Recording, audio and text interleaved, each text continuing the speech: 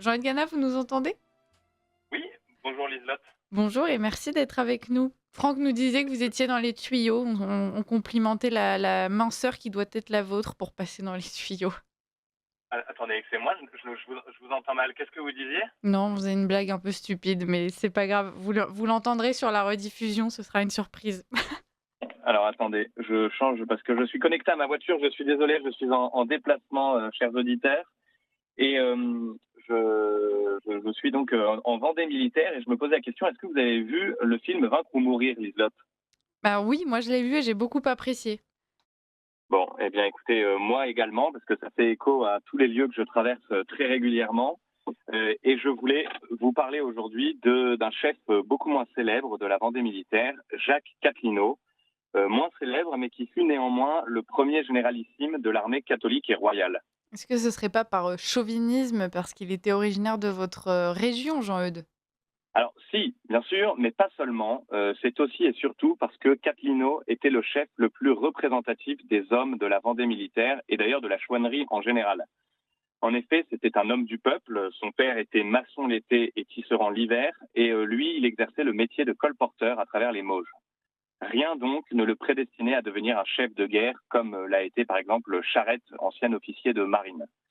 Mais comme Jeanne d'Arc, Catlinaud avait déjà quelque chose qui, dès l'enfance, le démarquait de ses camarades, une foi profonde et un charisme singulier. Enfant, il a d'ailleurs été placé chez un curé qui lui a donné une éducation intellectuelle et spirituelle supérieure à la moyenne des gens de sa condition, et il sera le sacristain de sa paroisse durant toute sa vie, enfin du moins jusqu'aux guerres de Vendée. Déjà surnommé le Saint de l'Anjou avant ces guerres, il organise des pèlerinages au sanctuaire marial Notre-Dame du Marié, notamment, qui est le premier sanctuaire marial d'Europe. Je crois que c'est le premier lieu d'apparition de la Vierge en Europe. En Anjou encore, voilà, le Seigneur Mm. sait ce qu'il fait. Au début de la Révolution, Catlinaud ne s'exprime pas publiquement sur les événements politiques en cours, mais lorsqu'arrivent les premières lois antireligieuses, il entre peu à peu en résistance. Il organise des processions avec des prêtres réfractaires qui ont refusé d'adhérer à la constitution civile du clergé et de reconnaître voilà, la religion des droits de l'homme, si je puis dire. Et enfin, lorsque le 10 mars 93, des jeunes gens du district de Saint-Florent se rebellent contre la conscription et chassent les soldats républicains venus les tirer au sort, il se décide à prendre les armes pour les sauver des représailles qui s'annonçaient. Le 12 mars, c'est donc le début des guerres de Vendée, il prend l'initiative de réunir tous les hommes valides dans son village pour affronter les républicains. Il est suivi par 27 jeunes gens qui s'arment à la hâte de tous les instruments qui leur tombent sous la main. Il marche sur Jalais en sonnant le tocsin et en recrutant une foule de paysans qu'entraîne la voix de Catlinaud qui marche armé d'un bâton au sommet duquel trône une croix. Son autorité et son charisme le placent naturellement à la tête des insurgés du Pain en Mauges d'abord, qui écrivent ainsi le premier chapitre de la guerre de Vendée. Il enchaîne les batailles, presque toutes victorieuses, durant 2 ou 3 mois, et après avoir pris des villes aussi importantes que Angers, Saumur, Chalonne, Montreuil-Bellay, il se présente devant Nantes à la tête d'une armée de 40 000 hommes. Ils partirent 27, ils arrivèrent 40 000. Au bout de même pas 4 mois d'insurrection, hélas, l'attaque est organisée avec les troupes du Bas-Poitou de Charette, justement, et elle échoue par manque de coordination. Catlinaud est blessé par balle place Viarme à Nantes, alors qu'il est entré par la porte de Rennes. Il doit battre en retraite et expire 15 jours plus tard, le 14 juillet, date ô combien symbolique, à Saint-Florent-le-Vieil, à 19 kilomètres de son lieu de naissance. Alors, ce qui frappe, outre la brièveté toute christique de sa vie publique, c'est le destin de cet homme sans formation militaire, roturier, que les nobles et les paysans placent à leur tête, galvanisés par son charisme et par sa foi. Imaginez un peu l'audace qu'il aura fallu à tout ce peuple de paysans pour se lever contre une armée, il faut le rappeler, qui défaisait l'Europe entière. Et simplement pour défendre sa foi et ses libertés, armée de bâtons, de faux, et avec de chances de victoire extrêmement faibles.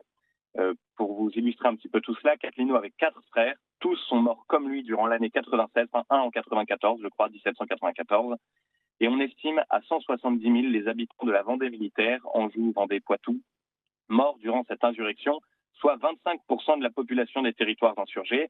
Nous sommes loin des mondanités de Parvis et de l'entre-soi bourgeois qui minent un petit peu notre catholicisme contemporain.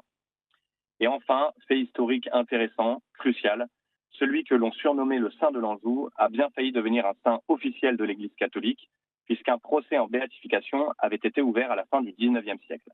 Hélas, dans le contexte du ralliement d'abord et puis des persécutions anti-religieuses de la Troisième République, le dossier a été mis au placard et toutes les pièces du procès en béatification ont été détruites lors de l'incendie des archives de l'évêché d'Angers suite au bombardement allié.